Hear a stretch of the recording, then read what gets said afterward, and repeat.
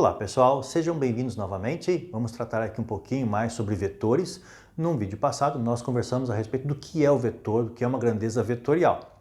Nesse momento nós vamos trabalhar as operações vetoriais, começando pela multiplicação e pela divisão de vetores. Mas espera aí, num primeiro momento, o que a gente vai chamar de produto escalar.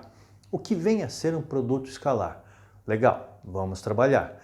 Mas ainda cabe a gente dizer o seguinte: o produto escalar não tem alteração da direção do vetor. Quer dizer que se eu tenho um vetor horizontal, multiplicado escalarmente, ele vai continuar na horizontal. Se ele é vertical, vai continuar na vertical. Perfeito? Como assim? Então eu tenho uma grandeza física escalar. Que bonito! Uma grandeza física escalar. O que é uma grandeza física escalar? Um número, que multiplica uma grandeza física vetorial. Perfeito? Que é um vetor. Esse produto escalar vezes vetor terá como resultado uma grandeza física vetorial. Exemplo para a gente trabalhar aqui. Uma grandeza física escalar. Massa. Massa é uma grandeza escalar, que não depende de orientação. Que multiplica uma grandeza física vetorial. Gravidade. Gravidade depende de orientação, é sempre vertical para baixo.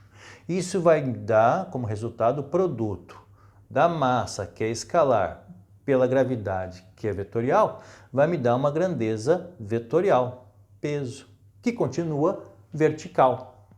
Perfeito? Tá aí. Mais uma, vamos lá. Carga elétrica que multiplica campo elétrico. Carga vezes campo vai me dar força elétrica. Perfeito? Mas olha que legal, como a gente disse, não há alteração de direção. Carga elétrica, ela pode ser positiva ou negativa.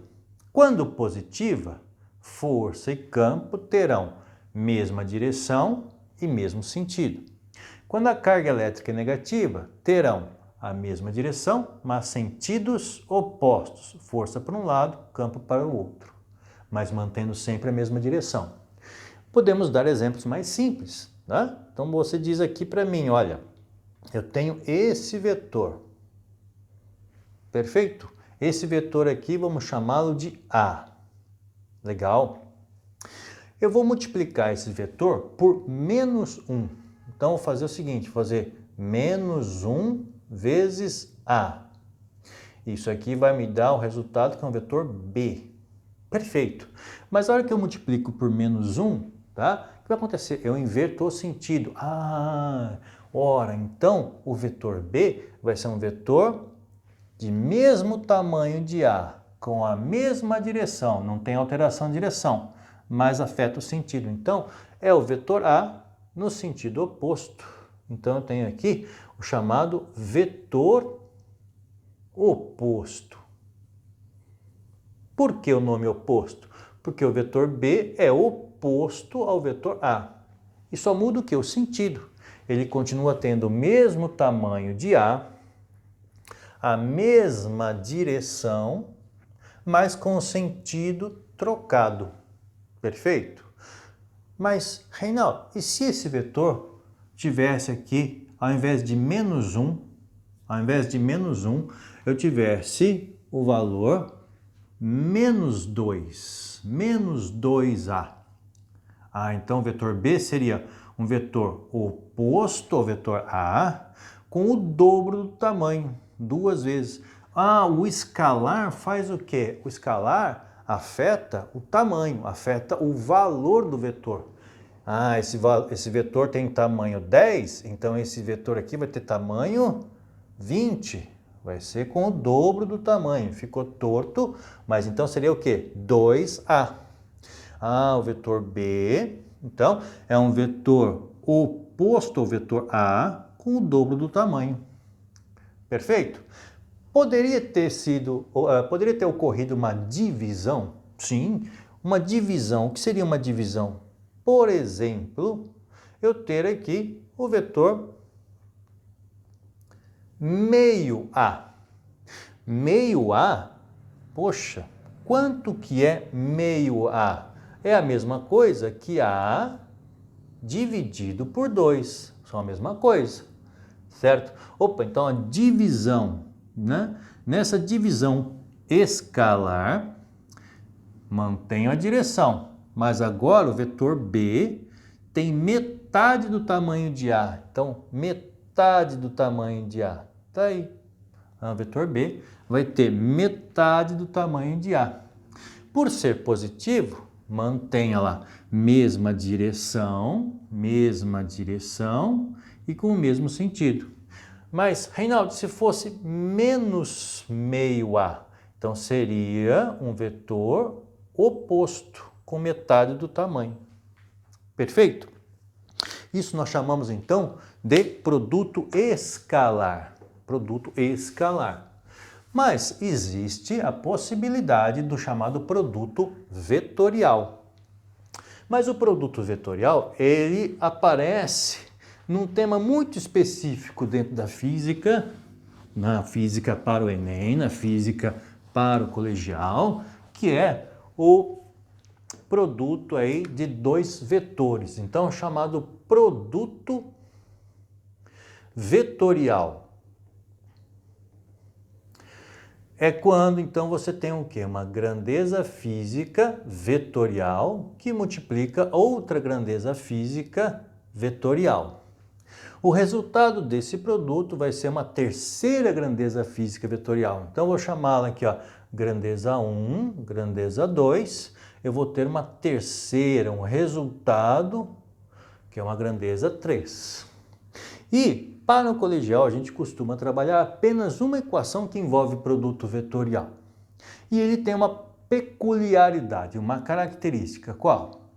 Os vetores que se multiplicaram vão dar como resultado um terceiro vetor. Então, o primeiro vetor multiplicou o segundo. Deu como resultado um terceiro vetor. Esse terceiro vetor, ele vai ser perpendicular ao plano formado pelos vetores multiplicados. Não entendi. Vamos fazer assim, ó. Eu tenho aqui o vetor 1. Aqui, ou ainda grandeza física vetorial 1. Aqui eu tenho uma grandeza física vetorial 2. Formou um plano, uma superfície.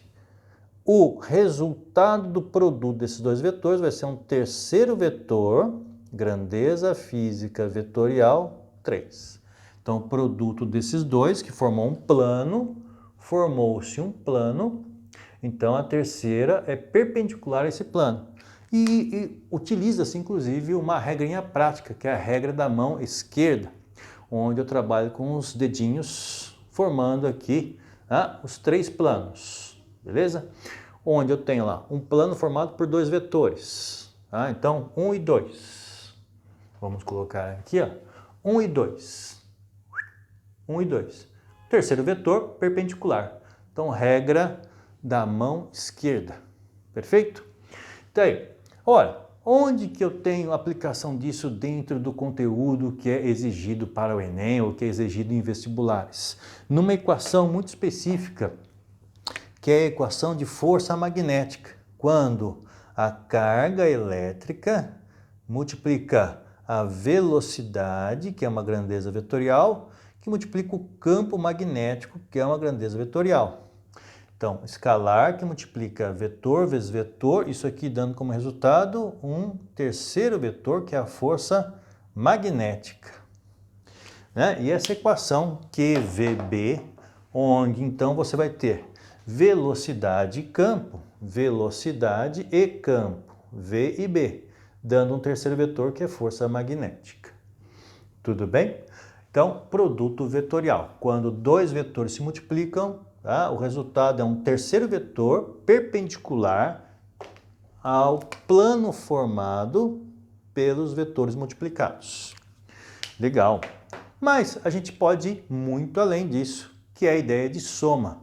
Nos vemos no próximo vídeo. Até já!